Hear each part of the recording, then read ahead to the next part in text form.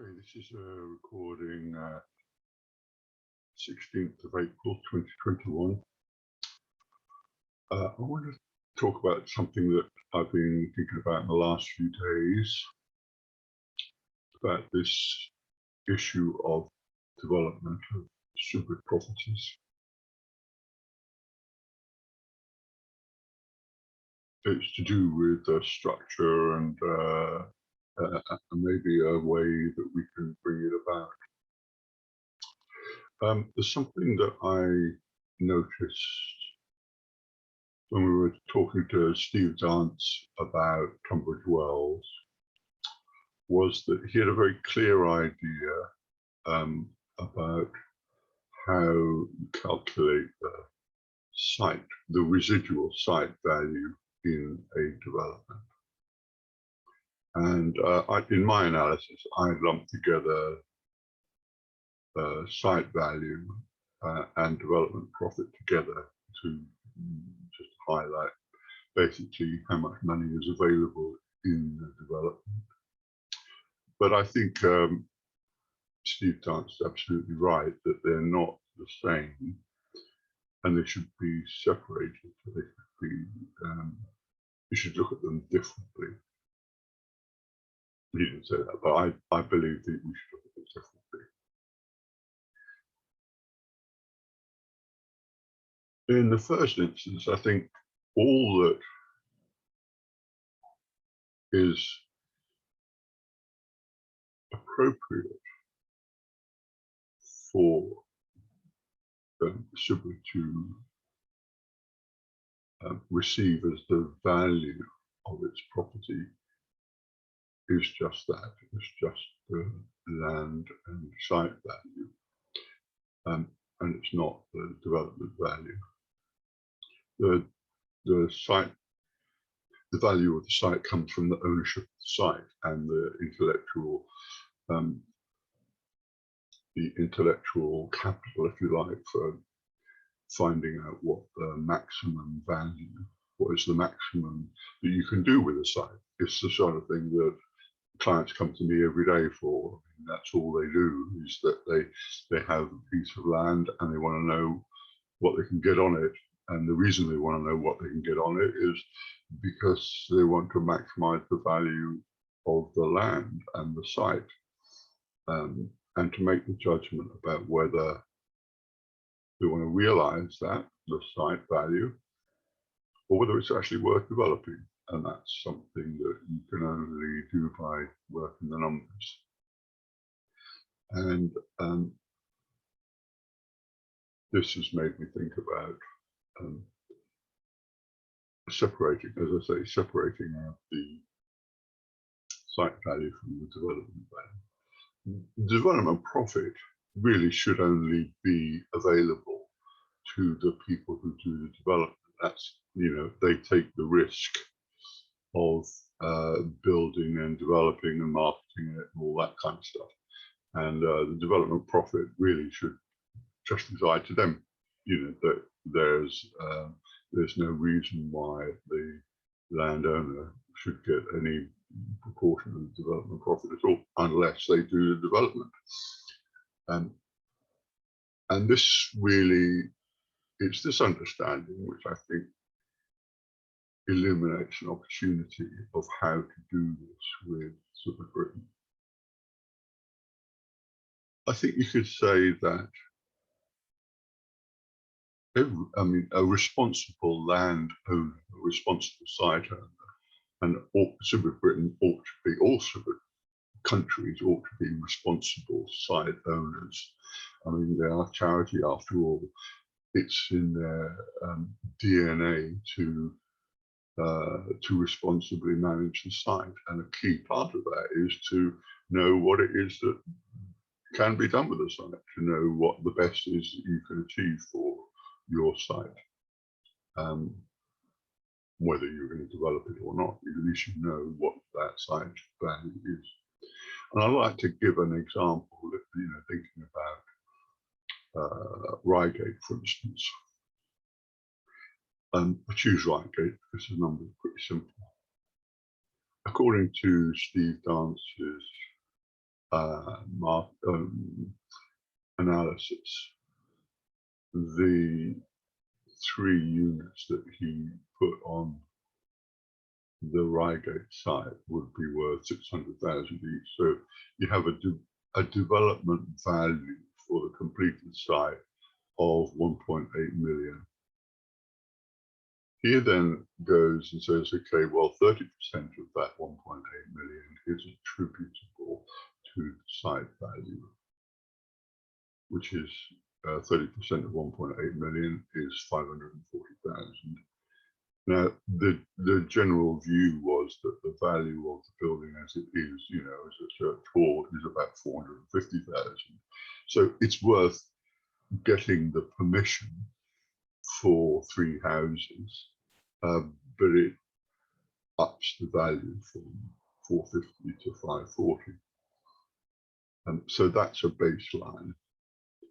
And then you have got, you know, you've got a build cost associated with that, and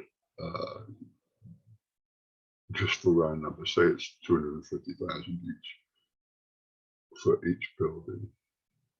So, and that takes into account, you know, all the kind of ancillary stuff that you would need to pay. But just as an example, 250,000 each, that's 750. So you had 750,000 onto 540,000. Just check my maths there.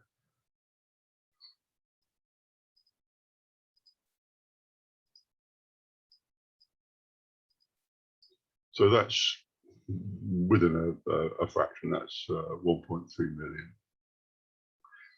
So 1.3 million are your costs out, and you have a value of 1.8 million. So you've got a net profit on the development of 500,000, $500,000.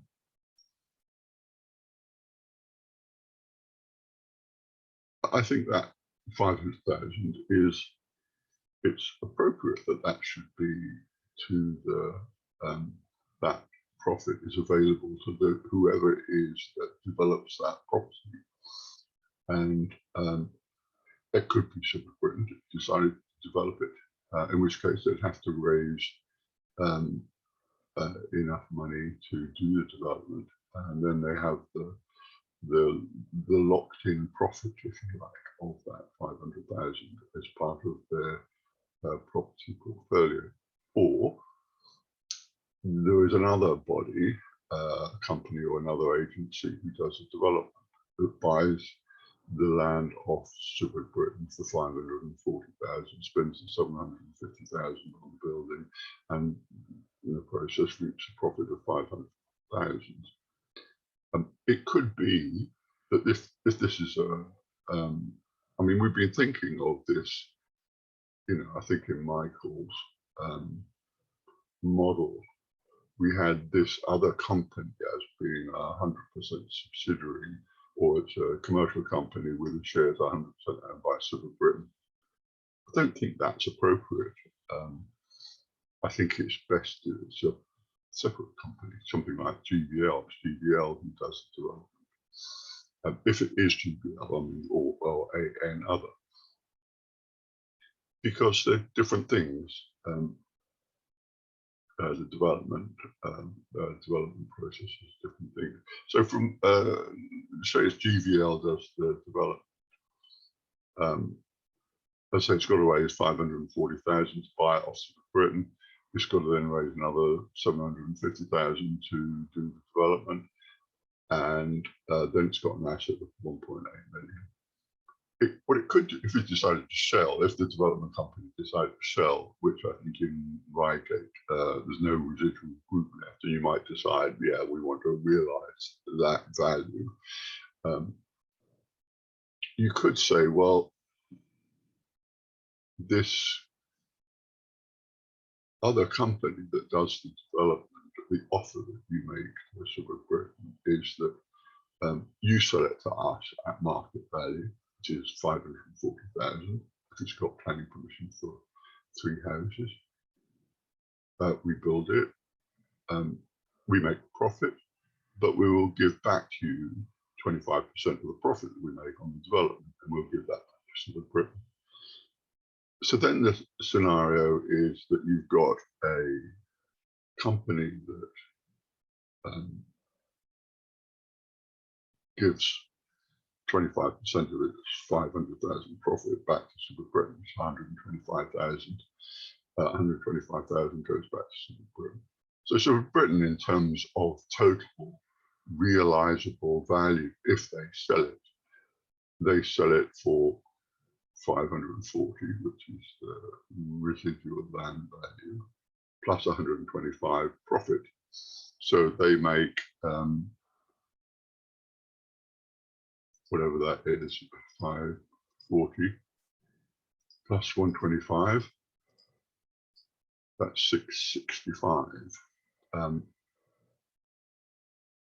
And that's the total realized value of Reigate in that scenario. And the other company that does the development has actually made a profit of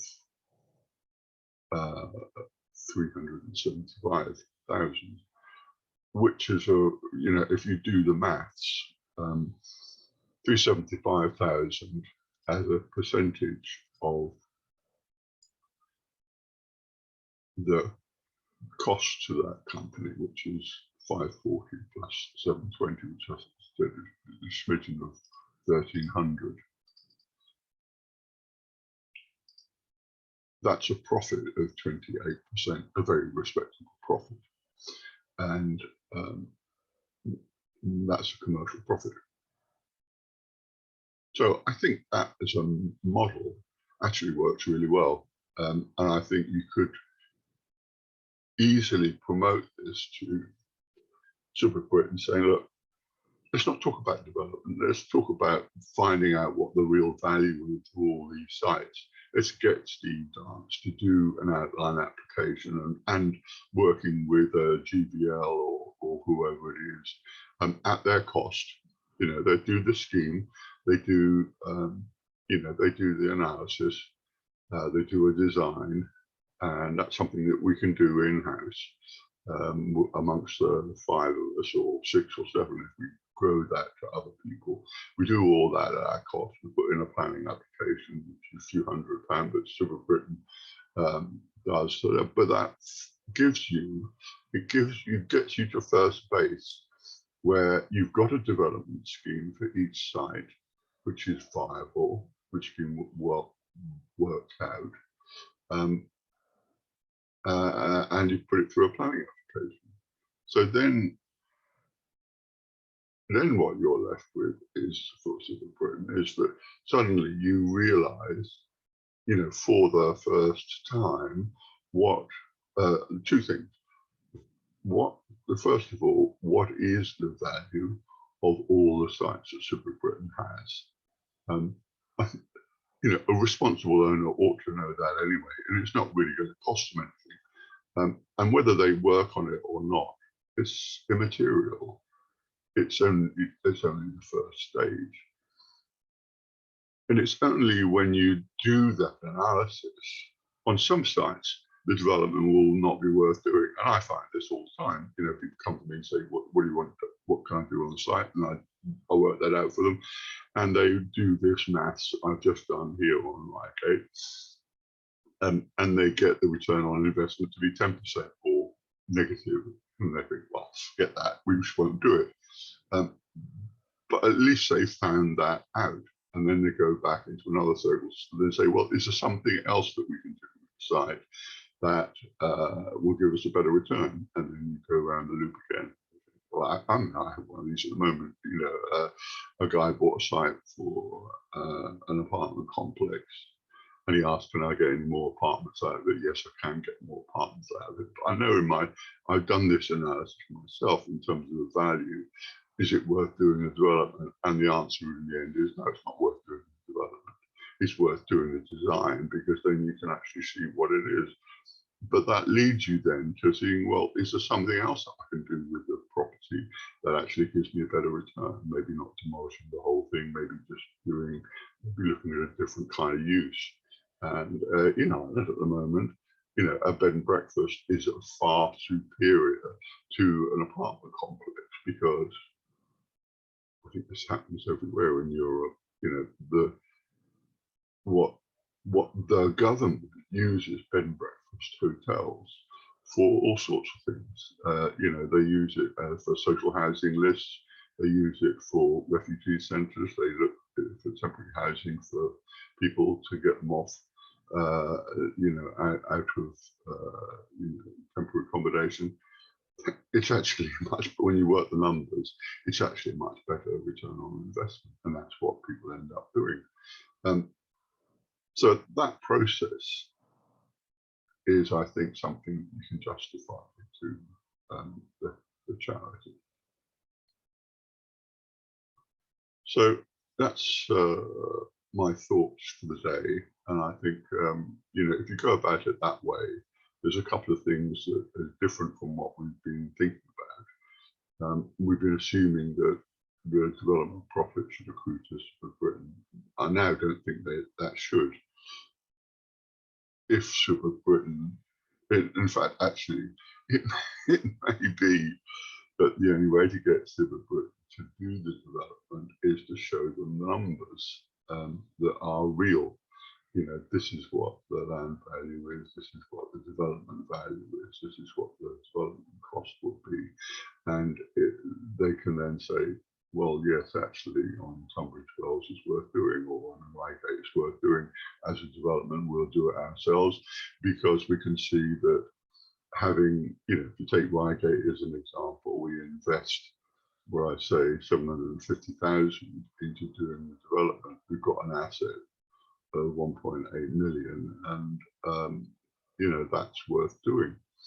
And then when you work the numbers about what the return on investment from renting those 3 houses is worth doing, it's a good return on investment for that 750,000. And long term, it could be to Super's benefit to do that kind of. Well, it's for Super's benefit to do the analysis anyway. But I think it's in the end Super. It's not, because it's not just Super Britain. The same applies in Norway and in Holland and 101 other places around the world. Even in Sri Lanka, you wonder about.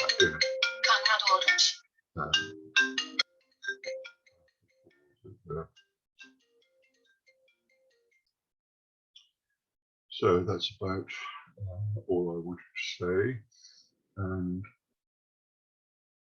so I'd be interested in getting other people's views. So I'll leave it there.